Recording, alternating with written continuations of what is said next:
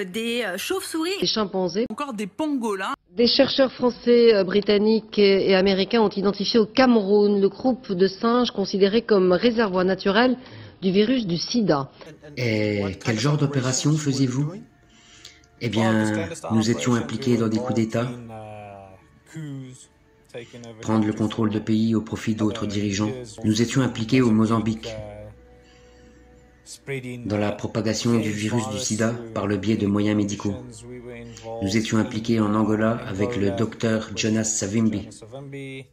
Ces chimpanzés, porteurs sains du virus, seraient à l'origine de la pandémie mondiale qui a déjà fait 26 millions de morts et infecte aujourd'hui 40 millions de personnes. Mentionnez fermement la propagation du sida. Il y avait une unité, le SAIMAR. Une des choses était que nous sommes allés dans des pays africains. Et comment ça a été fait exactement? Par le biais d'inoculation, par les vaccins, en prétendant inoculer les gens, ce genre de choses. L'idée étant de tuer des Noirs? Oui, éradiquer les Noirs. Vous devez comprendre, le concept était que le sida était un tueur. Il était incurable à ce moment-là. Donc, il était permis de croire que si vous infectiez des gens, c'était le moyen rapide, entre parenthèses, une approche non militariste d'éliminer les Noirs. Et c'est quelque chose que vous saviez pertinemment, que le sida a été activement propagé à d'autres pays? Oui, aux pays africains. Quoi de plus facile pour obtenir un cobaye humain que de vivre dans un système d'apartheid?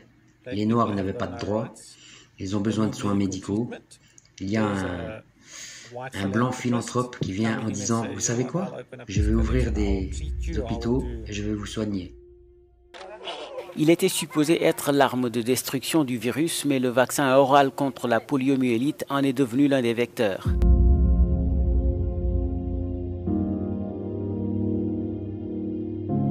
Ça, c'est une bonne question, Alex. D'où vient le coronavirus? Alors, les chercheurs pensent que tout a démarré dans un marché en Chine, un marché où les personnes vendent des animaux sauvages, des serpents, des chauves-souris ou encore des pangolins. Alors, et vous êtes arrivé à certaines conclusions. Alors, nous sommes arrivés à la conclusion qu'effectivement, il y avait eu une manipulation au sujet de ce virus. C'est-à-dire? Eh bien, qu'une partie, je ne dis pas le total, n'est-ce pas, mais il y a un modèle qui est évidemment le virus classique, et là c'était un modèle surtout venant de la chauve-souris, mais à ce modèle on a par-dessus ajouté des séquences notamment du VIH, le virus du sida. Mais quand vous dites on a ajouté, qui a ajouté? Ah, moi je ne sais pas.